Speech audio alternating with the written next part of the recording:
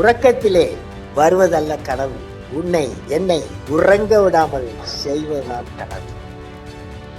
Welcome to துளிர் IAS academy. So இந்த polity சீரியஸில் overall polity கிளாஸஸ்லாம் complete பண்ணிட்டு இருக்கோம்ப்பா. ஸோ அப்படி லாஸ்ட் கிளாஸ் நம்ம என்ன கம்ப்ளீட் பண்ணோம் பார்த்தீங்கன்னா, கான்ஸ்டிடியூஷனல் பாடிஸ் கம்ப்ளீட் பண்ணியிருந்தோம். இந்த கிளாஸ் நான் கான்ஸ்டிடியூஷனல் பாடி கம்ப்ளீட் பண்ண போகிறோம். நம்ம துளிர் ஐஏஎஸ் அகாடமியில் ஆஃப்லைன் ஆன்லைன் கிளாஸஸ் எல்லாமே ஸ்டார்ட் ஆகி போயிட்டு இருக்கு. யாருக்காவது கிளாஸ் ஜாயின் பண்ணணும்னு ஆசைப்பட்டீங்கன்னா கீழே வர நம்பரை காண்டாக்ட் பண்ணி கிளாஸ் ஜாயின் பண்ணிக்கோங்க. ஸோ இன்னைக்கு கிளாஸ் என்ன பார்க்க போகிறோம், நான் constitutional bodies. So already constitution இது நம்மளோட சிலபஸ், எல்லா டைமும் சிலபஸ் பார்த்துக்கோங்க. ஸோ நம்ம ஆல்ரெடி கான்ஸ்டிடியூஷனல் பாடிஸ் அப்படின்றது கம்ப்ளீட்டா கவர் பண்ணி முடிச்சிட்டோம். ஸோ இப்போ கான்ஸ்டிடியூஷனல் பாடினா என்னன்னு சொன்னேன். ஸோ கான்ஸ்டிடியூஷன் கிரியேட் பண்ணும் பொழுதே ஒரு பாடி. அதே நான் கான்ஸ்டிடியூஷன் பாடினா த்ரூ ஆக்ட் மூலயமா, பார்லிமெண்ட் ஆக்ட் மூலயமா எடுத்துட்டு வந்திருப்போம் அப்படின்னு சொல்லியிருப்போம். கான்ஸ்டிடியூஷன் பாடியில் என்னென்ன கவர் பண்ணோம், எலெக்ஷன் கமிஷன் கவர் பண்ணோம். ஸோ எல்லாமே பார்க்கும்போது அதோட ஆர்டிக்கலும் உங்களுக்கு ஞாபகம் வந்துடணும். ஓகேவா? இப்போ 324 ஆர்டிக்கல் அப்படின்றது எலெக்ஷன் கமிஷன். யூபிஎஸ்சி அண்ட் எஸ்பிஎஸ்சின்னு வந்துட்டா 315 ஸ்டார்ட் ஆகும் தெரியும். Finance commission 280 is talking about finance commission. Okay, அடுத்து national commission for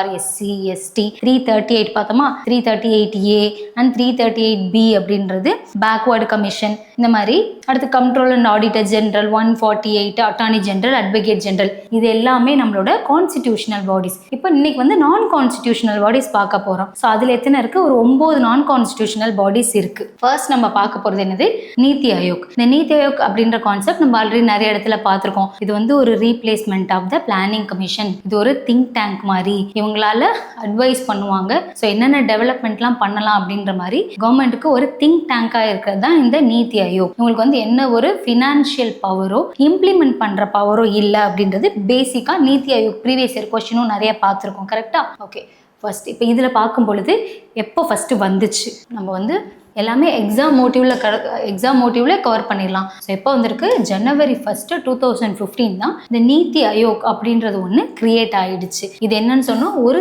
think tank, India கவர்மெண்ட்ல இருக்கிற ஒரு திங்க் டேங்க் மாதிரி. எப்போ உருவானது, January 1, 2015. இது வந்து ஒரு இந்தியாவின் முக்கிய கொள்கை திங்க் டேங்க் ஆகும். இதோட ஆர்கனைசேஷன் யார் யாரெல்லாம் இருப்பா நம்ம பார்க்கும்போது, சேர்மன் அப்படின்றவங்க வந்து பிரைம் மினிஸ்டர் தான் இதுக்கு சேர்மனா இருப்பாரு. அப்போ X officio chairman is the prime minister. அதுக்கப்புறம் இவருக்கு கீழே ஒரு வைஸ் சேர்மன் இருப்பாங்க, ஒரு 3 ஃபுல் டைம் மெம்பர்ஸும் ஒரு 4 X officio members and chief executive officer. இதெல்லாம் சேர்ந்து தான் இந்த ஆர்கனைசேஷனுக்குள்ள ஒரு ஆளா இருக்காங்க. பிரதமர், துணைத் தலைவர், 3 முழு நேர ஆளும், 4 எக்ஸ் அஃபிஷியோ உறுப்பினர். எக்ஸ் அஃபிஷியோனாவே ஏதோ ஒரு போஸ்டிங்ல இருப்பாங்க, அதுல இருக்க பர்சன் இதுக்குள்ள ஒரு உறுப்பினரா இருப்பாங்கன்னு சொல்றாங்க. அடுத்து தலைமை செயலக அதிகாரிகள், இதுதான் சேம் கம்போசிஷன் தான். PMS சேர்மன், கவர்னிங் கவுன்சில் இருக்கும். கவர்னிங் கவுன்சில்ல சிஎம் இல்லைன்னா அது யூடியா இருந்தா லெப்டினன்ட் கவர்னர் அட்மினிஸ்ட்ரேட்டரா இருப்பாங்க. ரீஜனல் கவுன்சில் அண்ட் ஸ்பெஷல் இன்வைட்டிஸ் தேவை அப்படின்னா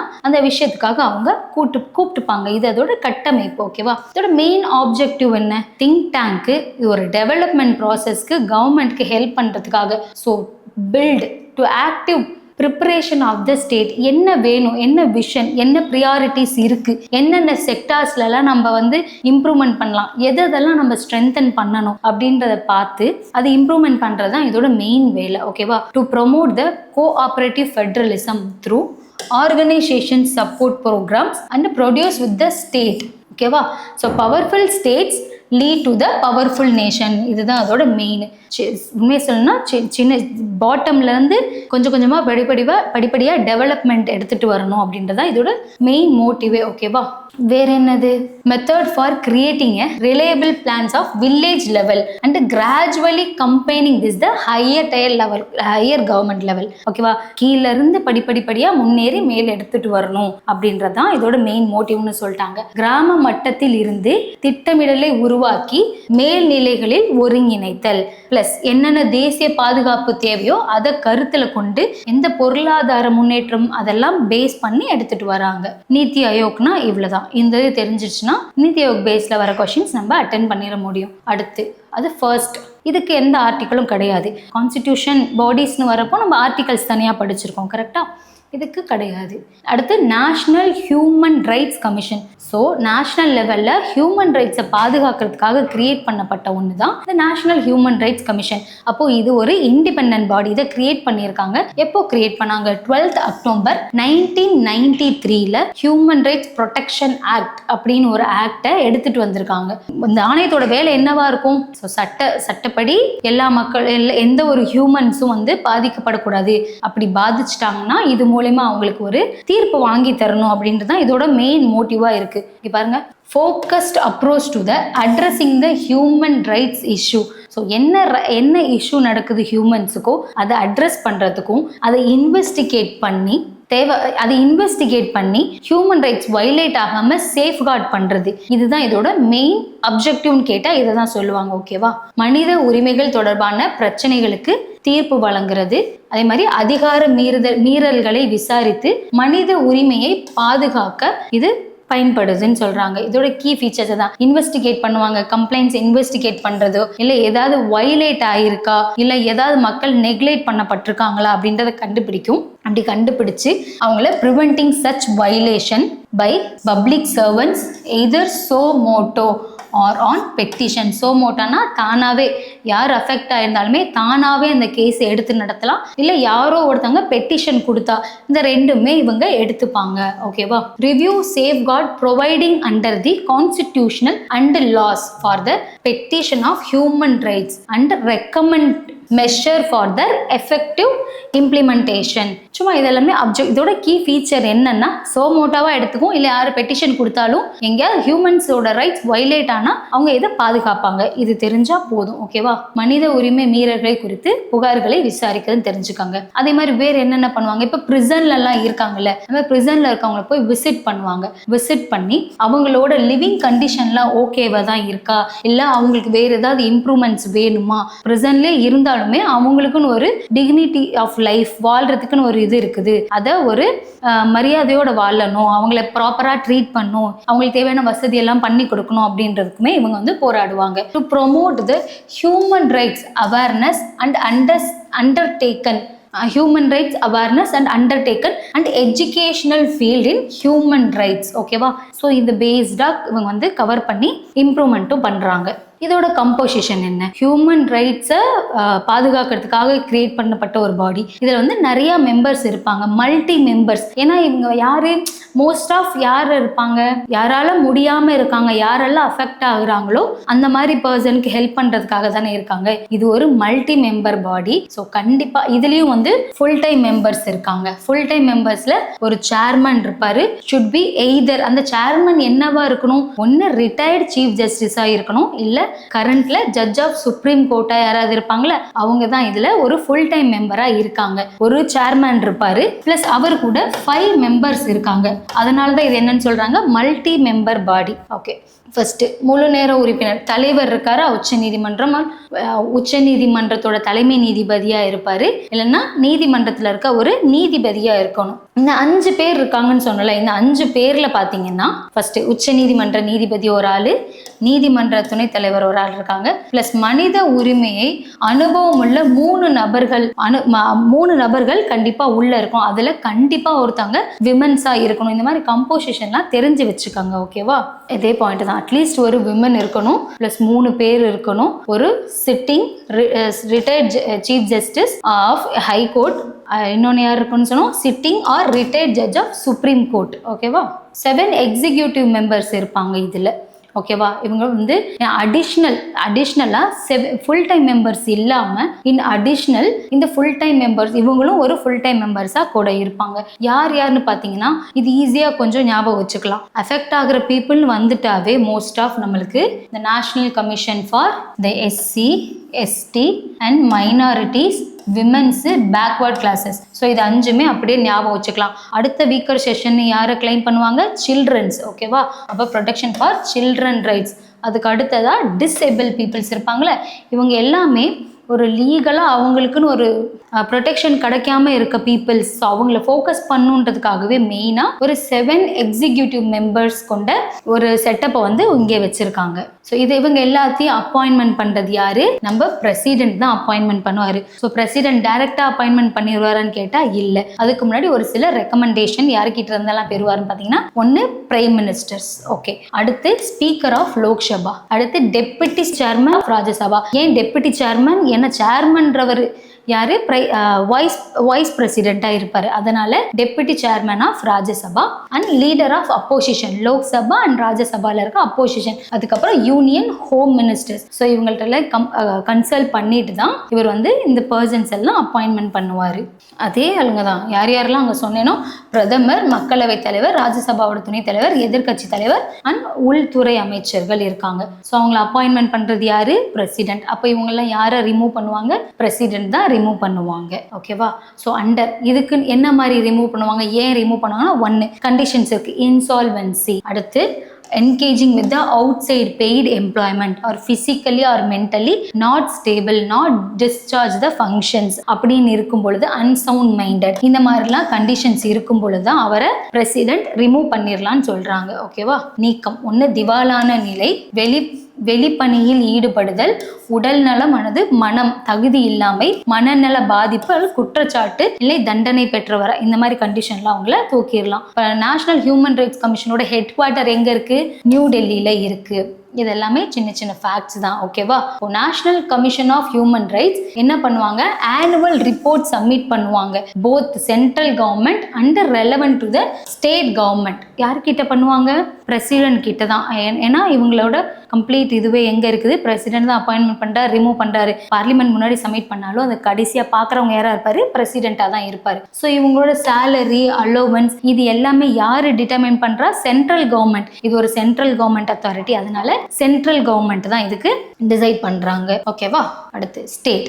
இவ்வளவு நேரம் பார்த்தது சென்டர். இப்போ வந்து ஸ்டேட்ல இருக்க state human rights commission. So இதுவுமே ஒரு ஸ்டாட்யூட்டரி பாடி தான். இதுவுமே ஹியூமன் ரைட்ஸ் ஆக்ட் 1993 ரெண்டுத்துக்குமே சேம் ஆக்ட் தான். ஓகேவா? இதோட அப்ஜெக்டிவ் என்ன? சேம் அப்ஜெக்டிவ் தான். எங்கெங்கெல்லாம் எஃபெக்ட் ஆகிற பீப்புள் இருக்காங்களோ அவங்கெல்லாம் ஃபோக்கஸ் பண்ணி அவங்களுக்கு ப்ரொடெக்ஷன் தரணும் அப்படின்றது தான் இதோட மெயின் ஆப்ஜெக்டிவ். ரெண்டுத்துக்குமே சேம் ஆப்ஜெக்டிவ் தான்ப்பா. மனித உரிமைகள் தொடர்பான பிரச்சனைகளை முழுமையாக கவனிக்கவும் கையாளவும் அமைப்பு இதுதான் இருக்குது. ஸோ விசாரணை அதிகாரிகளின் மீறல்களை விசாரித்து மனித உரிமைகளை பாதுகாக்கவும் இது பயன்படுதுன்னு சொல்லிட்டாங்க. இதோட கம்போசிஷன் என்ன? இதுவும் ஒரு மல்டி மெம்பர் மாதிரி தான். அப்போது இதில் ஒரு சேர்பர்சன் இருக்காரு, ப்ளஸ் 2 மெம்பர்ஸ் இருக்காங்க. அங்கே வந்து 5 மெம்பர்ஸ்ன்னு பார்த்தோமா, இங்கே வந்து 2 மெம்பர்ஸ் இருக்காங்க. அந்த சேர்மன் என்னவா இருக்கணும்? ரிட்டையர்ட் சீஃப் ஜஸ்டிஸ் ஆஃப், அங்கே சுப்ரீம் கோர்ட்னு பார்த்தோம், ஸ்டேட்ன்றனால இங்கே ஹை கோர்ட்னு பார்த்தோம். அப்படி இல்லை அப்படின்னா should be serving or retired judge of the high கோர்ட்டாக இருக்கணும். அவங்க வந்து minimum 7 years experience in district judge, a person having knowledge in practical experience with the human rights. இந்த மாதிரி ஒரு சில குவாலிஃபிகேஷன் இருந்தால் மட்டும்தான் அவங்க இதில் உறுப்பினராக ஆக முடியும்னு சொல்றாங்க. ஓகேவா? அதே தகுதி அதை பற்றி தான் பேசிட்டு இருக்கு. அப்பாயின்மெண்ட். இப்போ இவங்களை யார் அப்பாயின்மெண்ட் பண்ணுவா? கவர்னர். அவ்வளோதான். அங்கே பிரசிடென்ட் அப்படின்னா இங்கே governor. So chairman and member appointed by governor பண்ணுறாங்க. ஸோ யாரோட ரெக்கமெண்டேஷன் மூலயமான்னு பார்த்தீங்கன்னா, so committee consist of chief minister, அவர் தான் ஹெட்டாக இருப்பார் அதுக்கு, அண்ட் ஸ்பீக்கர் ஆஃப் லெஜிஸ்லேட்டிவ் அசம்பிளி இருப்பாங்க, அண்ட் ஸ்டேட் ஹோம் மினிஸ்டர் இருக்காங்க, and leader of opposition legislative assembly. இவங்கெல்லாம் அந்த அப்பாயின்மெண்ட் டைம்ல கவர்னர் பண்றாரு அப்படின்னா இவங்கள்ட்ட கன்சல்ட் பண்ணிட்டு தான் அவங்க அவரை அப்பாயின்மெண்ட் பண்ணுவாங்க. சரியா? ஓகே. நியமனம், அப்பாயின்மெண்ட் யார் யாருப்பா? முதலமைச்சர், சட்டமன்ற தலைவர், மாநில உள்துறை அமைச்சர், எதிர்கட்சி தலைவர். ஸோ லெஜிஸ்லேட்டிவ் பிளஸ் லெஜிஸ்லேட்டிவ்னு சொன்னோமா, மாநில சட்டமன்ற மேலவை இருந்தா மேலவையோட தலைவர், மேலவையோட எதிர்கட்சி தலைவர் இவர்களின் குழுவில் சேர்வார்கள்னு சொல்லிட்டாங்க. இவங்களோட டென்யூர் என்ன? அப்பாயின்மெண்ட் பண்ணிட்டாங்களா எத்தனை வருஷம் வரைக்கும்? நீத்தி ஆயோக் எந்த ஒரு டென்யூரும் நமக்கு கொடுக்கல, ஆனா இவங்களுக்கு டென்யூர் கொடுத்துருக்காங்க. ஸோ மேக்சிமம் வரைக்கும் டேர்ம் ஆஃப் 3 years வரைக்கும் இவங்க அந்த போஸ்டிங்ல இருக்கலாம். 3 years வரைக்கும் இருக்கலாம். இல்லைன்னா அவங்களோட 70 ஏஜ் அட்டைன் பண்ற வரைக்கும் அவங்க அந்த போஸ்டிங்ல இருக்கலாம்னு சொல்றாங்க. அதே மாதிரி they are eligible to reappointment. ஓகேவா? So so national human rights commission and state human rights கமிஷன்ல இருக்கவங்க எல்லாத்துக்கும் ரீஅப்பாயின்மெண்ட் இருக்குமா? இப்போ எப்படி நம்ம யூபிஎஸ்சி எஸ்பிஎஸ்சியில் வேற போஸ்டிங் பண்ண முடியாது, ஆனால் எஸ்பிஎஸ்சியில் இருக்க ஸ்டேட் பப்ளிக் கமிஷன்ல இருக்கவங்க எப்படி யூபிஎஸ்சியில் சேர்மனாவோ மெம்பராவோ ஆக முடியும்னு பார்த்தோம்ல, அந்த மாதிரி தான் ஸ்டேட் ஹியூமன் ரைட்ஸ் கமிஷன்ல இருக்கவங்களும் எலிஜிபிள் ஃபார் ரீஅப்பாயின்மெண்ட். உங்களோட சேலரி அலோவன்ஸ் எல்லாத்தையுமே யார் டிட்டர்மின் பண்றா? State government. அங்கே சென்ட்ரல் கவர்மெண்ட் பண்ணாங்க, இங்கே ஸ்டேட் கவர்மெண்ட் டிசைட் பண்ணுவாங்க. ஓகேவா?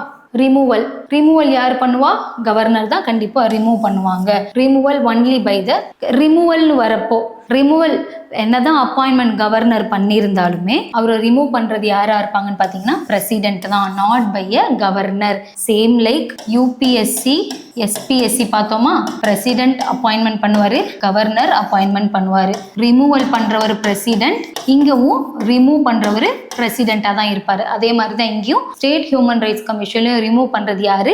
பிரசிடென்ட் தான் ரிமூவ் பண்ணுவாரு. இப்போ வந்து நீங்க நோட்ஸ் எடுக்கும்போது நீங்க மோஸ்ட் ஆஃப் இந்த மாதிரி தான், நான் லாஸ்ட் டைம் கான்ஸ்டியூஷன் படி சொன்னேன்ல, எப்பவுமே ஒரு டேப்லர் காலம் மாதிரி எடுத்துக்காங்க. இது சும்மா எக்ஸாம்பிளுக்காக தான் காட்டெடுத்தேன். இப்போ நேஷனல் ஹியூமன் ரைட்ஸ் இருக்குது, ஸ்டேட் ஹியூமன் ரைட்ஸ் இருக்குது. இதுல அப்பாயின்மெண்ட் பண்றது பிரசிடென்ட், இதுல அப்பாயின்மெண்ட் பண்றது கவர்னர். ஸோ ரெக்கமெண்டேஷன் சேர்பர்சன் கிட்ட, மினிஸ்டர் கிட்ட, leader of opposition, Lok Sabha, Rajya Sabha, speaker and deputy speaker. அப்படி இங்க வந்தோம்னா chief minister, speaker of legislative assembly, state home ministry, leader of opposition, அப்படி அப்போசிட். வேற என்னது? சேர்பர்சனோட குவாலிஃபிகேஷன் என்ன? இங்க இருக்கிறவர் ஜட்ஜஸ் ஆஃப் சுப்ரீம் கோர்ட்டா இருக்கணும். அப்படியே அங்க போயிட்டீங்கன்னா அது ஹை கோர்ட்டா இருக்கணும். மெம்பர்ஸ்னு வரப்போ one member who has a supreme court ஜட்ஜாவோ இல்ல ரிட்டையர்ட் ஜட்ஜாவோ இருந்திருக்கணும். பிளஸ் ஒரு 3 மெம்பர்ஸ் ஒரு ப்ராப்பரான நாலேஜ் இருக்கணும். அதுல கண்டிப்பா ஒரு விமன் இருந்தே ஆகணும். அதே அங்க போனோம் அப்படின்னா மினிமம் அந்த மெம்பர் என்னவா இருந்திருக்கணும்? ஹை கோர்ட் ஆர் டிஸ்ட்ரிக்ட் கோர்ட்ல 7 இயர்ஸ் எக்ஸ்பீரியன்ஸ் இருந்திருக்கணும். இல்லைன்னா ஒரு ஸ்பெஷல் நாலேஜ்டு பர்சனா இருக்கணும். எதுல? ஹியூமன் ரைட்ஸ் விஷயத்துலன்னு சொல்லியிருக்காங்க. அப்புறம் எக்ஸ் அஃபிஷியோ மெம்பர்ஸ்லாம் இருப்பாங்க. அந்த எக்ஸ் அஃபிஷியோ மெம்பர்ஸ்ல ஒரு 7 கமிஷன்ஸ் காமிச்சேன் பார்த்தீங்களா, அந்த கமிஷன்ஸ். வேற என்னது? சேலரி அலோவன்ஸ் இங்க டிட்டர்மைன் பண்றது சென்ட்ரல் கவர்மெண்ட், அங்க டிட்டர்மைன் பண்றது state government. Term of office இவங்களுக்கு 3 இயர்ஸ் அட்டைன் த 70 இயர்ஸ் வரைக்கும். அதே மாதிரி சேம் இங்கேயும் 3 இயர்ஸ் டு அட்டைன் 70 இயர்ஸ் வரைக்கும் அவங்களால இருக்க முடியும். இந்த மாதிரி எப்பவுமே கம்பேர் பண்ணி எடுத்துக்கிட்டீங்கன்னா ஈஸியா மக்கப் ஆயிரும், மறக்கவும் மறக்காது. அடுத்து CVC central vigilance commission. So என்ன தெரியுது? ஸோ விஜிலன்ஸ்க்காகவே இருக்கு. எதுக்காக? மெயினா டு ப்ரிவென்டிங் த கரப்ஷன் ஆக்டிவிட்டீஸ்லாம் நடக்கக்கூடாது அப்படின்றதுக்காக தான் இந்த விஜிலன்ஸ் கமிஷன். இது ஒரு ஸ்டாட்யூட்டரி பாடி ஆக்டா எடுத்துட்டு வந்திருப்போம். ஓகேவா? இப்போ எதுக்காக விஜிலன்ஸ் ஆக்டிவிட்டீஸ்? எங்க விஜிலன்ஸ் ஆக்டிவிட்டீஸ் பண்றாங்க? சென்ட்ரல் கவர்மெண்ட் கீழே. விஜிலன்ஸ் ஆக்டிவிட்டீஸ்ன்றது central government and advising the various authority in central government organisation. என்னது? Planning, executing, reviewing and reforming the vigilance work. ஓகேவா?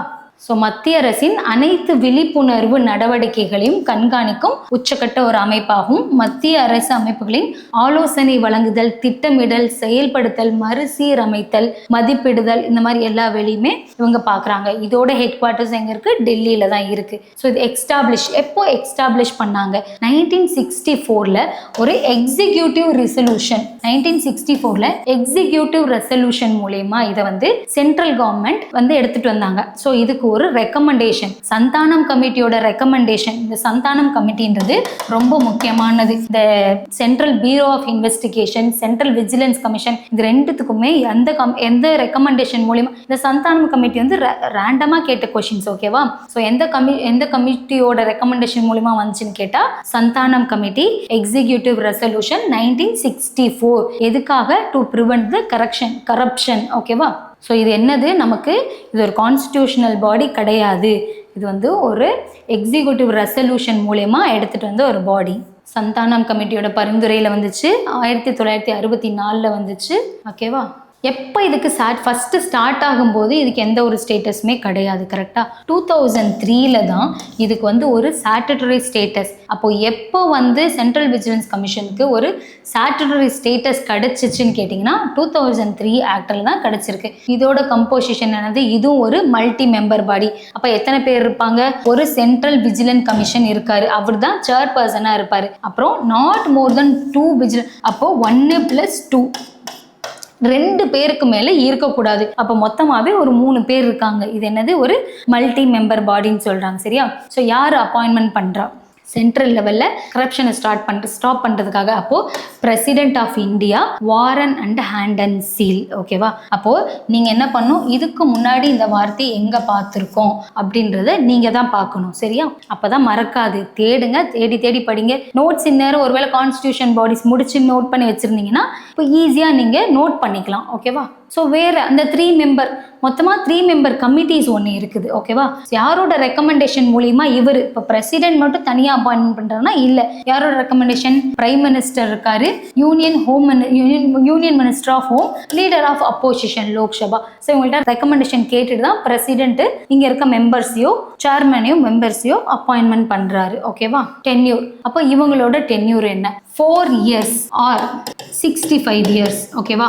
4 வருஷம் இருக்கலாம், இல்லைன்னா 65 வயசு. இப்போ சிபிசி அப்படின்னு வந்துருச்சுனாவே 4 years அப்படி இல்லைன்னா 65 years 60. இந்த நேஷனல் ஹியூமன் ரைட்ஸ் கமிஷன் வந்துருச்சுன்னா 3 years இல்லைன்னா 70 years அப்படின்னு திருப்ப சொல்லி பார்த்துக்கிட்டே இருங்க. ஓகேவா? They are not eligible for further employment. ஓகேவா? அப்போ என்ன தெரியுது, இவங்களுக்கு எந்த ஒரு ரீஅப்பாயின்மெண்ட் கிடையாது. The tenure under the central government or state government, they are not eligible for further employment after the ரிட்டையருக்கு அப்புறம் கிடையாது. பதவி காலம் என்னது? 4 ஆண்டுகள் 65 வரைக்கும் இருக்கலாம். பதவி காலம் முடிந்த பின் மத்திய அரசியோ அல்லது மாநில அரசியோ வேலை பெற முடியாது. அடுத்து ரிமூவல். யார் ரிமூவ் பண்ணுவா? பிரசிடென்ட் ரிமூவ் பண்ணுவாரு. ஓகேவா? ஸோ பிரசிடென்ட் ரிமூவ் பண்றாரு.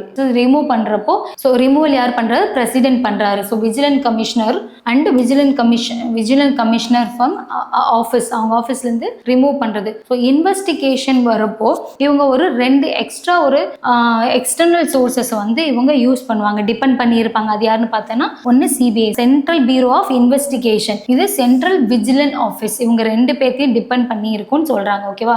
ஸோ அடுத்து என்ன பண்ணுவாங்க? ரிப்போர்ட் சப்மிட் பண்ணுவாங்க. ரிப்போர்ட், ஆனுவல் ரிப்போர்ட் யார் முன்னாடி பண்ணுவாங்க? பிரசிடென்ட் முன்னாடி இவங்க ரிப்போர்ட் சப்மிட் பண்ணணும்.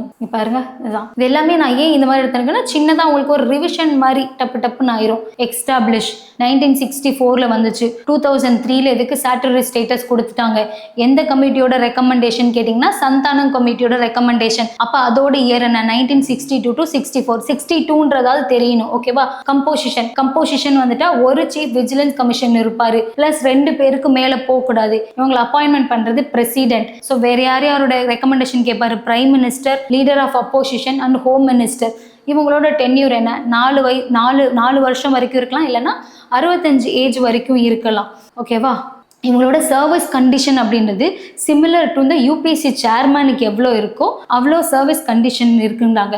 ரிமூவ் பண்ணுறது யாரு? பிரசிடென்ட் தான் ரிமூவ் பண்ணுறாரு. எப்போ ரிமூவ் பண்ணுவார்? ஒரு மிஸ்பிஹேவியர், இன்கெப்பாசிட்டி, அன்சவுண்டட் மைண்டட் இதெல்லாம் இருக்கிறப்போ சுப்ரீம் கோர்ட்டில் என்கொயரி பண்ணக்கப்புறம் இவங்கள ரிமூவ் பண்ணிடுவாங்க. இவங்களோட பவர் என்ன? இவங்களோட மெயின் பவர் லைக் அ சிவில் கோர்ட்டுக்கு எவ்வளோ பவர் இருக்கோ அந்த மாதிரி இவங்களுக்கு பவர் இருக்குது. இவங்களோட மெயின் வேலை என்னவா இருக்கும்? கரப்ஷன் நடக்காமல் தடுக்கிறதும் கண்டுபிடிக்கிறதும். அதுதான் functions. Prevention of corruption act 1988. ஓகேவா? இதெல்லாம் தான் இதோட மெயினான வேலை. ரிப்போர்ட் யார்கிட்ட சப்மிட் பண்ணுவார்? பிரசிடென்ட் கிட்ட சப்மிட் பண்ணுவார். சின்ன ரிவிஷன் மாதிரி முடிஞ்சிருச்சு பாருங்க. இந்த பாயிண்ட்ஸ் தெரிஞ்சாவே இதுல இருக்க ப்ரீவியஸ் இயர் கொஸ்டின்ல அட்டென்ட் பண்ணிடலாம். அடுத்து central bureau of investigation. So இது ஒரு இன்வெஸ்டிகேஷன் தான். இதுவுமே எதுக்குன்னு கேட்டிங்கன்னா கரப்ஷன் ரிலேட்டட் தான். ஓகேவா? Investigate the corruption related cases and economic offense and case conventional in the crime. ஒரு எக்கனாமிக் அஃபேர்ஸ் பேஸ்டாவோ இல்லை கரப்ஷன் பேஸ்டாவோ எது இருந்தாலுமே அதை இன்வெஸ்டிகேட் பண்ணுற ஹவுஸ் தான் இந்த சென்ட்ரல் பியூரோ ஆஃப் இன்வெஸ்டிகேஷன். சரியா?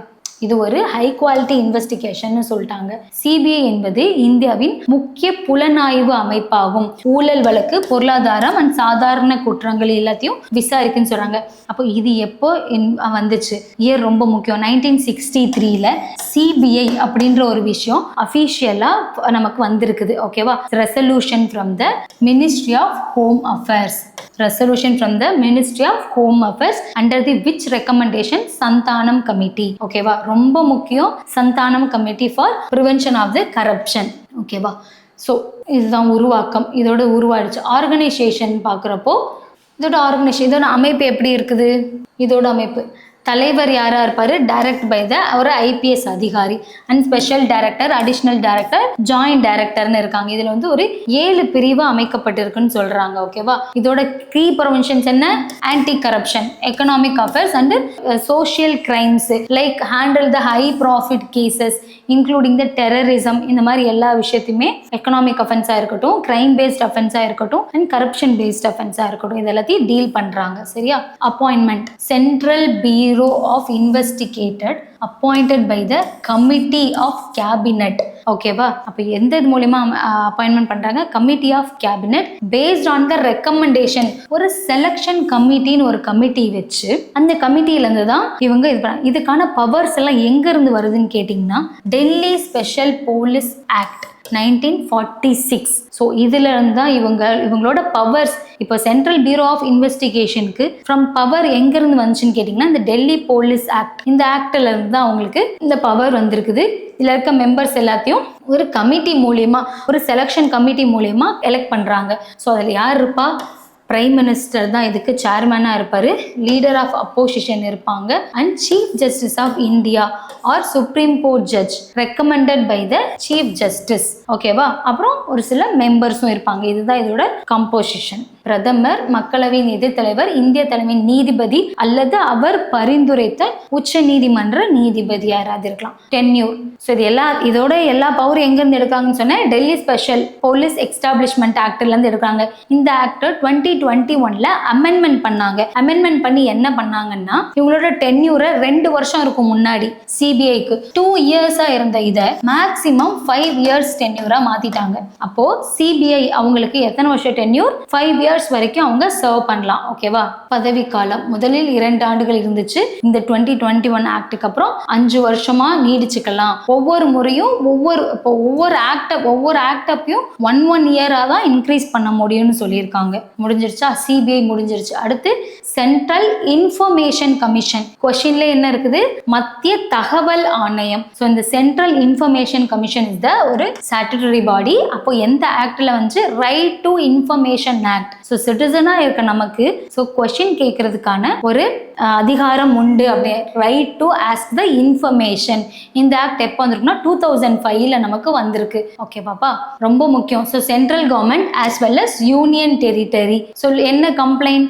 ஸோ இதோட matter related to the right to information act and returning to the public offices and central government and UTs எல்லாமே வந்துருச்சு. இதோட கம்போசிஷன், ஒரு சீஃப் இன்ஃபர்மேஷன் கமிஷனர் இருக்காரு and not more than 10 information கமிஷனர்ஸ்க்கு மேலே இருக்கக்கூடாது. ஸோ இது எப்படின்னா டிஃப்ரென்ஸ் வச்சு படிச்சுக்கிட்டா மட்டும்தான் உங்களால் ஈஸியாக மறக்க முடியாது. கடைசியில் டிஃப்ரென்ஸ் காமிக்கிறேன். ஸோ ஒரு சீஃப் இன்ஃபர்மேஷன் கமிஷனர் இருக்காரு, கூட யாரு 10 இன்ஃபர்மேஷன் கமிஷனர்ஸ், அதுக்கு மேலே தாண்டக்கூடாதுன்னு சொல்லிட்டாங்க. ஸோ இவங்களை அப்பாயின்மெண்ட் பண்ணுறது பிரசிடென்ட் தான் அப்பாயின்மெண்ட் பண்ணுறாங்க. யாரோட ரெக்கமெண்டேஷன்? எல்லாமே ரெக்கமெண்டேஷன் மூலயமா தான். கண்டிப்பாக பிரைம் மினிஸ்டர் சேர்மனாக வந்துருவாரு, லீடர் ஆஃப் அப்போசிஷன் வந்துருவாங்க, யூனியன் கேபினெட் மினிஸ்டர்ஸ் வந்துருவாங்க. இவங்களை அப்பாயின்மெண்ட் பண்ணுறது பிரைம் மினிஸ்டர். இப்படி படிக்கும் பொழுதே அப்போ யூனியன் கேபினெட் மினிஸ்டர்னு இருக்காங்கன்னா அவங்களை அப்பாயின்மெண்ட் பண்றது யாருன்னு கூட வெறும் கொஸ்டினா வைப்பாங்க. அது பிரைம் மினிஸ்டர். சரியா? இதுதான் அதோட அமைப்பு. அதிகபட்சம் 10 தகவல் ஆணையருக்கு மேல இருக்கக்கூடாது. ஒரு மத்திய தலைமை தகவல் ஆணையர் இருக்கலாம். இவங்க எல்லாத்தையும் குடியரசுத் தலைவர் நியமிக்கிறாரு.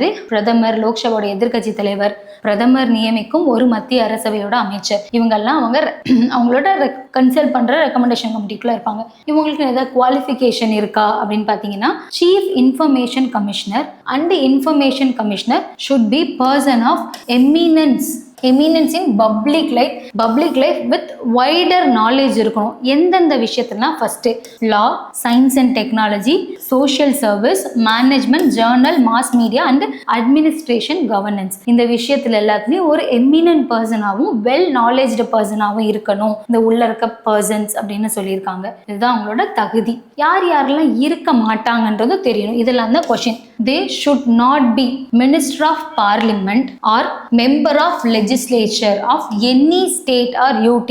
இதுல இருக்கவங்க இருக்கக்கூடாது. Holding any office of profit. இந்த மாதிரி 2 வேலை ரெண்டு போஸ்டிங்கை ஹோல்டு பண்ணியிருக்கவங்களா இருக்கக்கூடாது.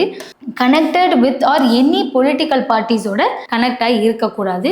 And carrying on any business or purchasing or profession, இந்த மாதிரி ப்ரொஃபஷனில் கண்டிப்பாக இருக்கக்கூடாது. இதில் இருக்க ஒரு மெம்பராக இருக்காங்கன்னு சொல்லியிருக்காங்க. ஓகேவா? டென்யூர், அப்போ இவங்களோட டென்யூர் என்னவா இருக்கும்? இவங்களோட டென்யூர் ப்ரிஸ்கிரைப் பண்ணுறது யாருன்னா சென்ட்ரல் கவர்மெண்ட் ப்ரிஸ்கிரைப் பண்ணுவாங்க. ஓகேவா? அன்டில் ஏஜ், எத்தனை வருஷம்னு சொல்லலை, ஆனால் 65 ஏஜ் ஆகிற வரைக்கும் இவங்க வேலையை ஹோல்டு பண்ணிக்கலாம்னு சொல்லியிருக்காங்க. அதே மாதிரி they are not eligible for reappointment. Notes எழுதும் போது யார் யாரெல்லாம் ரீஅப்பாயின்மெண்ட் கிடையாதுன்றதையும் நோட் பண்ணி வச்சுக்கோங்க. ரிமூவல் யார் பண்ணுவா? பிரசிடென்ட் தான் இதை பண்ணுறாரு. அப்படின்னா President can remove the Chief Information Commissioner or மற்ற இன்ஃபர்மேஷன் கமிஷனர்ஸை ரிமூவ் பண்ணலாம். அண்ட் சேலரி அலவன்ஸ் இது எல்லாத்தையுமே டிட்டர்மைன் பண்ணுறது சென்ட்ரல் கவர்மெண்ட் தான் டிட்டர்மைன் பண்ணுவாங்க. ஸோ இதோட மெயின் எப்படி ஹியூமன் ரைட்ஸ் கமிஷன் இருந்தாங்க, சோமோட்டோவா கேஸ் எடுத்துக்கலாமோ அதே மாதிரி இன்ஃபர்மேஷன் கமிஷனருமே commission can suo motu order and enquiry into the matter. ஓகேவா? ரீசனபிள் கிரவுண்டில். இதோட பவர் என்னவா இருக்கும்? பவர்ஸ் லைக் சிவில் கோர்ட்டுக்கு எவ்வளோ பவர் இருக்கோ அந்த அளவுக்கான பவர்ஸை இவங்களுக்கு கொடுத்து வச்சுருப்பாங்கன்னு சொல்கிறாங்க. சம்பளம் மற்றும் சேவை நீக்கம் குடியரசுத் தலைவர் நீக்குவார். சம்பளம் எல்லாத்தையும் மத்திய அரசு தான் நிர்ணயிக்குது. தேவைன்னா தானாகவே முன் விசாரணை தொடங்குவாங்க. விசாரணை போது சிவில் மன்றத்தில் கொடுக்கப்பட்டுள்ள அதிகாரங்கள் எல்லாமே இவங்களுக்கு இருக்கும். ஓகேவா? அடுத்து என்னென்ன பார்த்தோம் நம்ம? Central information commission, central bureau of investigation, central vigilance commission, இது மூணுமே பார்த்துருக்கோமா? அப்போ இது மூணுத்துக்குமே இப்படிங்க பாருங்க, இந்த மாதிரி நோட்ஸ் கிரியேட் பண்ணிக்கிட்டீங்கன்னா மறக்கவே மறக்காதுப்பா. எக்ஸ்டாப்ளிஷ் சென்ட்ரல் இன்ஃபர்மேஷன் கமிஷன் எக்ஸ்டாப்ளிஷ்னா 2005. அதே சிவிசினா 1064 பண்ணாங்க. ஓகேவா? 1964 பண்ணியிருக்காங்க. ஆனால் எப்போ ஸ்டாட்டுட்டரி ஸ்டேட்டஸ் கொடுத்தாங்கன்னு கேட்பாங்க. 2003 ஸ்டாட்டுட்டரி ஸ்டேட்டஸ் கொடுத்துருக்காங்க. அடுத்து சென்ட்ரல் பியூரோ ஆஃப் இன்வெஸ்டிகேஷன் 1960. சிம்பிளா சிபிஐ கொடுத்துட்டு எந்த இயர்னு ஆப்போசிட்ல உங்களுக்கு மேட்ச் பண்ண சொல்லிடுவாங்க. சிவிசி இங்க பாருங்க 1963, இது 1964. ஓகேவா? ஸோ இது என்னது? Central bureau of investigation. இதுவுமே சந்தானம் கமிட்டியோட ரெக்கமெண்டேஷன் மூலமா வந்திருக்கும். இதுவுமே சென்ட்ரல் விஜிலன்ஸ் கமிஷன், இது ரெண்டுமே சந்தானம் கமிட்டியில தான் இருந்து வந்திருக்கும். ஓகேவா? மாதிரி it derived power from the Delhi. சிபிஐன்றது என்னது? டெல்லி ஸ்பெஷல் போலீஸ் ஆக்ட்ல தான் டிரைவ்டு ஃப்ரம் த பவர்ஸ்ன்னு சொல்லிட்டாங்க. ஃபங்க்ஷன்ஸ் என்ன? இது ஒரு ஹை பவர் இண்டிபெண்டன்ட் அத்தாரிட்டின்னு சொல்லிட்டாங்களா. இதே விஜிலன்ஸ் கமிஷன் அப்படின்றது என்னது? இது ஒரு apex vigilance commission. So corruption, misuse of the office இதெல்லாம் நடந்தா இவங்க போவாங்க. இது ஒரு விசில் ப்ளோவரா, யாரு தப்பு பண்றாங்களோ அவர் காட்டி கொடுக்கிறது. இது மெயினா இன்வெஸ்டிகேஷன் பண்ணுவாங்க. யாரை? Prevention from the corruption investigation பண்ற வேலை இவங்களுது. ஸோ அப்படி கேட்கும் பொழுது இவங்களை அசஸ் பண்றது யாரா இருப்பாங்கன்னா லோக்பால். ஓகேவா? நம்ம சென்ட்ரல் விஜிலன்ஸ் கமிஷன் பார்க்கும் பொழுது சிபிஐ கிட்டயும் அவங்க சம் ஹெல்ப் எடுத்துப்பாங்கன்னு பார்த்தோம். அதே மாதிரி தான் சிபிஐ அப்படின்றவங்க யார் அசஸ் பண்ணிக்கிறாங்களா? லோக்பால் அசஸ் பண்ணிக்கிறாங்க. காம்போசிஷன் எத்தனை பேர் இருப்பாங்க? ஒரு சீஃப் இன்ஃபர்மேஷன் கமிஷனர் இருப்பாரு, plus not more than 10 information கமிஷனருக்கு மேல இருக்கக்கூடாது. அதே விஜிலன்ஸ் கமிஷன் வந்துட்டா ஒரு விஜிலன்ஸ் கமிஷனர் இருப்பாரு, நாட் மோர் தென் 2 விஜிலன்ஸ் கமிஷனருக்கு மேல இருக்கக்கூடாது. இதே சிபிஐன்னு வரப்போ ஹெட்டட் பை டைரக்டர். யாரை பார்த்தோம்? ஐபிஎஸ் ஆஃபீஸர் யாரை ஒருத்தங்க டைரக்ட் பண்ணுவாங்கன்னு பார்த்துட்டோம். Assess by the special direct and additional டைரக்டர்ஸ்லாம் இருப்பாங்க இவங்க கூட. Appointment president. சிபிஐ மட்டும் சென்ட்ரல் கவர்மெண்ட், அதோட பவர்ஸ் டெல்லி ஸ்பெஷல் போலீஸ் ஆக்ட்ல இருந்து இருக்குது. ஓகேவா? யாரோட ரெக்கமெண்டேஷன் மூலமா பார்த்துக்காங்க? Prime minister, leader of opposition, union cabinet minister. இங்க prime minister, leader of opposition, union home minister. சரியா?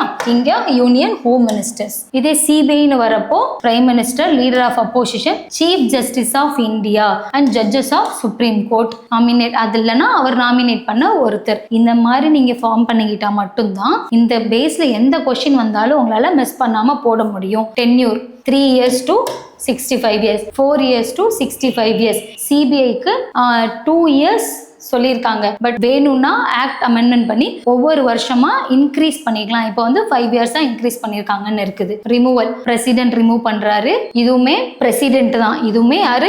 பிரசிடென்ட் தான் ரிமூவ் பண்றாங்க. CBI director can be remove on the ground of misbehaviour only. ஓகேவா? இப்படிதான் நீங்க ரெடி பண்ணிக்கணும், அப்பதான் கரெக்டா இருக்கும். அடுத்து பார்க்க போறது நேஷனல் இன்வெஸ்டிகேஷன் ஏஜென்சி. ஸோ இது என்னது? ஒரு நேஷனல் இன்வெஸ்டிகேஷன் ஏஜென்சி. ஆக்ட் 2008 கீழே வந்துருச்சு. ஓகே. ஸோ ஆஃப்டர் எப்போ வந்துச்சு, எப்போ வந்து இது எதுக்கப்புறம் இதை கிரியேட் பண்ணாங்கன்னு பார்த்தீங்கன்னா மும்பை அட்டாக் நடந்திருக்கும். கரெக்டாக மும்பை அட்டாக் அப்புறமா தான் இந்த நேஷனல் இன்வெஸ்டிகேஷன் கமிட்டி ஒன்று செட்டப் பண்ணியிருக்காங்க. இதோட மெயின் ஆப்ஜெக்டிவ் என்னது? Investigate and prosecute the offence treated a Indian sovereignty threaten to the Indian sovereignty, security, integrity and friendly relationship with foreign affairs. So இதை அஃபெக்ட் பண்ணுற மாதிரியோ இதை த்ரெட்டன் பண்ணுற மாதிரியோ இருக்கிற இது எல்லாத்தையுமே அந்த ரிலேட்டடான மேட்டர்ஸ் பார்க்குறவங்க யாரு? National investigation agency. அரசியலமைப்பின் சுயாட்சி, பாதுகாப்பு, ஒருமைப்பாட்டு ஆகியவற்றை பாதுகாக்கிறதுக்காகவும் எந்த விஷயம் எந்த ஒரு த்ரெட்டன் இருந்தாலும் அந்த அச்சுறுத்தல் குற்றங்களை விசாரிச்சு அதுக்கு ஒரு வழக்கு தரணும் அப்படின்றதுக்காக தான். வெளிநாட்டு கூட தொடர்பெல்லாம் இருக்கும். நிறைய சர்வதேச உடன்படிக்கைகள் தொடர்பான எந்த ஒரு குற்றங்கள் வந்தாலும் அதை கையாள்றதும் இவங்க தான் சொல்லிட்டாங்க. And schedule of the offence, என்னென்ன அஃபென்ஸ் எல்லாம் லா அண்டர் தி இந்த லா அஃபென்ஸ் கீழே என்னென்னலாம் அஃபென்ஸ்ன்னு சொல்றாங்கன்னு பாருங்க. எக்ஸ்ப்ளோசிவ் சப்ஸ்டன்ஸ் ஆக்ட் 1908, அதே வந்து atomic energy act, unlawful activities prevention act, இது எல்லாத்துக்குமே இயரும் பார்த்து வச்சுக்காங்க. And hijacking act 2060 and supervise of the unlawful activity against the safety of civil aviation. அதே மாதிரி மெரிடைம் நேவிகேஷனுக்கு அன்லாஃபுல் ஆக்டிவிட்டீஸாக இருந்தாலும் and weapon based activities and SAARC convention, suspension of terrorism act 1993. இதெல்லாமே நமக்கு புக்கில் இருக்கு. இது எல்லாமே நமக்கு இந்த வார்த்தையை மட்டும் கொடுத்துட்டு இயர் எப்போன்னு கேட்கறதுக்கு நிறைய வாய்ப்பு இருக்கு. இதோட ஹெட் குவார்ட்டர் எங்க இருக்கு? டெல்லியில இருக்கு. பிளஸ் ஒரு 2 ஜோனல்ல ஆஃபீஸ் இருக்கு, கவுஹாத்தி அண்ட் ஜம்மு. ஓகேவா? இதை டைரக்டர் பண்றதும் யாருன்னு பார்த்தீங்கன்னா சீனியர் இந்தியன் போலீஸ் ஆஃபீஸர் தான் டைரக்ட் பண்றாங்க. இதோட ஜூரிஸ்டிக்ஷன்ஸ், அப்போ இவ்வளோ பவர் கொடுத்து வச்சிருக்கீங்க, இத்தனை ஆக்ட் எல்லாமே கவர் பண்ணுறாங்களோ. Jurisdictions citizen of India, outside இந்தியாவில் இருக்கவங்களே இவங்களால விசாரிக்க முடியும். The person in the service of government where they are may be, the person ships and aircraft register in India where they may be, and person who committed the schedule offence beyond against the Indian citizen and affecting the Indian interest. இதெல்லாம் affect பண்ணுறோம். இதெல்லாம் தான் அவங்களோட jurisdiction சொல்லியிருக்காங்க. அதிகார எல்லைகள் India முழுவதும் இல்லை வெளிநாட்டில் இருக்கவங்களுக்கும் வரும். அரசு பணியில் இருந்தாலும் இந்தியாவில் பதிவு செய்யப்பட்ட கப்பல், விமானம் வச்சிருக்கவங்க இல்லை வெளிநாட்டில் உள்ள இந்திய நலனை காக்கிறதுக்காக எந்த குற்றம் நடந்தாலும் அதை பார்ப்பாங்க. ஓகேவாப்பா? இதுதான். அப்போ NIA பார்த்துட்டோம். இப்போ நேஷனல் இன்வெஸ்டிகேஷன் ஏஜென்சி. இது வரைக்குமே நம்ம ஃபுல்லாக கான்ஸ்டியூஷனல் பாடி, நான் கான்ஸ்டியூஷனல் பாடி ரெண்டுமே கம்ப்ளீட் ஆயிடுச்சு, எல்லாமே கம்ப்ளீட் ஆயிடுச்சு. ஓகேவா? இதில் வந்து இன்னொன்று லோக்பால், லோக் ஆயுத்தான்னு ஒரு விஷயம் இருக்கும். அதை நம்ம வந்து ஆல்ரெடி ஒரு தனி சாப்டராகவே கம்ப்ளீட் பண்ணிட்டோம். லோக்பால்னா என்ன, லோக் ஆயுத்தானா என்ன, சும்மா வேணா தெரிஞ்சுக்கோங்க. ஓகேவா? லோக்பால் அண்ட் லோக் ஆயுத்தா ஆக்ட் என்னது? 2003. இதுக்குன்னு ஒரு ஹிஸ்டாரிக்கல் பேக்ரவுண்ட் இருக்கு. ஃபர்ஸ்ட் இந்த லோக்பால், லோக் ஆயுத்தா இந்த கான்செப்ட் எங்கேருந்து எடுத்தோன்றது நமக்கு ஒரு கொஸ்டின். எங்கேருந்து எடுத்திருக்கோம்? ஸ்வீடன்லேருந்து 1809 ஸ்வீடன்லேருந்து எடுத்திருக்கோம். அசோக் குமார் சென், இந்தியாவோட former law minister, first to propose the concept of the constitutional ombudsman in the parliament. அப்போ இந்த அசோக் குமார் சென் அப்படின்றவர் தான் இந்த ஓம்பட்ஸ்மேன் அப்படின்ற வார்த்தையை வந்து இன்ட்ரடியூஸ் பண்ணியிருக்காரு பார்லிமெண்ட்ல early 1916. அதுக்கப்புறம் LM Singhvi coined the Lokpal and Lok Ayukta. 1963 LM Singhvi அப்படின்றவர் தான் காயின் பண்ணியிருக்காரு லோக்பால் அண்ட் லோக் ஆயுதா. இது எல்லாமே நமக்கு ப்ரிலிம்ஸ் பாயிண்ட், ரொம்ப முக்கியமானது. இதோட ஸ்ட்ரக்சர் என்னது? சேர்பர்சன் யாரா இருப்பாரு? Chief justice of India or supreme court ஜட்ஜா இருக்கணும். அப் டு 8 மெம்பர்ஸ் வரைக்கும். இதுல divided between the judiciary plus group of SC, ST, OBC, minorities and women's, இவங்க எல்லாமே இருப்பாங்க. அப்பாயின்மெண்ட் பண்றது யாரு? பிரசிடென்ட் பண்றாரு. வித் செலெக்ஷன் கமிட்டின்னு ஒரு கமிட்டியோட ரெக்கமெண்டேஷன் மூலமா பண்றாரு. அடுத்து இதோட ஃபர்ஸ்ட் அமெண்ட்மெண்ட் ரிஃபார்ம் கமிஷன், இது வந்தது. ஸோ இன்ட்ரடியூஸ் பண்ண பிறகு லோக்பால் அண்ட் லோக் ஆயுத்தா அப்படின்னு 2013 ஸ்டாட்டுட்டரி பாடியாக ஒரு ஸ்டேட்டஸ் கொடுத்து வந்துருச்சு. ஓகேவா? And January 16, 2004 as a 2-tier system. Lokpal, இந்த லோக்பால் அப்படின்றது யூனியனுக்கும் லோக் ஆயுத்தா அப்படின்றது ஸ்டேட் லெவலுக்கும் பிரிச்சுட்டாங்க. இப்போ ஃபர்ஸ்ட் சேர்மனா இருந்தது பினாக்கி சந்திர கோஷ், ஜஸ்டிஸ் பினாக்கி சந்திர கோஷ். இதெல்லாமே ப்ரிலிம்ஸ் பாயிண்ட், ரொம்ப ரொம்ப முக்கியம். ஓகேவா? இதோட கம்போசிஷன் யார் இருப்பாரு? Prime minister, speaker of Lok Sabha, opposition of Rajya Sabha, chief justice of India or nominated by supreme court judge, and ஒரு எமினன்ட் ஜூரிஸ் பர்சன்றது யார் டிசைட் பண்ணுவா? பிரசிடென்ட் தான் டிசைட். ஆல்ரெடி இது எல்லாமே நம்ம பார்த்த பாயிண்ட்டு. இது உங்களுக்கு ஒரு ரீகால் மாதிரி இருக்குமென்னு தான் எடுத்துகிட்டு வந்திருக்கேன். இவங்களோட ஃபங்க்ஷன்ஸ் பவர்ஸ் என்னவா இருக்கும்? Investigation the corruption, prevention from the corruption act 1808 and fast enquiry and preventing from the corruption and overseas the public servants accountability. ஓகேவாப்பா, இது எல்லாமே இதுதான் முடிஞ்சு போச்சு. அப்போது லோக்பால் லோக் ஆயுத்தான்றது உங்களுக்கு என்னன்னு தெரிஞ்சிச்சு. இதில் வந்து ப்ரீவியஸ் இயர் கொஷின்ஸ் கொஞ்சம் நிறையா இருக்குது. இன்னைக்கு கிளாஸில் காமிச்சா கொஞ்சம் ரொம்ப நீளமாக போயிருன்றதுக்காக நான் நெக்ஸ்ட் கிளாஸில் கான்ஸ்டியூஷன் பாடி நான் கான்ஸ்டியூஷன் பாடி லிஸ்ட்டில் என்னென்ன கொஷின்ஸ்லாம் கேட்டிருக்காங்களோ அது ஒரு கொஷின் செஷன் மாதிரியே வச்சிடலாம். ஸோ கிளாஸஸை தொடர்ந்து பார்த்துக்கிட்டே இருங்க, மிஸ் பண்ணிடாதீங்க. ஸோ நெக்ஸ்ட் கிளாஸில் மீதி ஏதாவது எக்ஸ்ட்ரா கான்ஸ்டியூஷனல் பாடிஸ் இருக்கும்ல, அதையும் முடிச்சிடலாம். So thank you so much.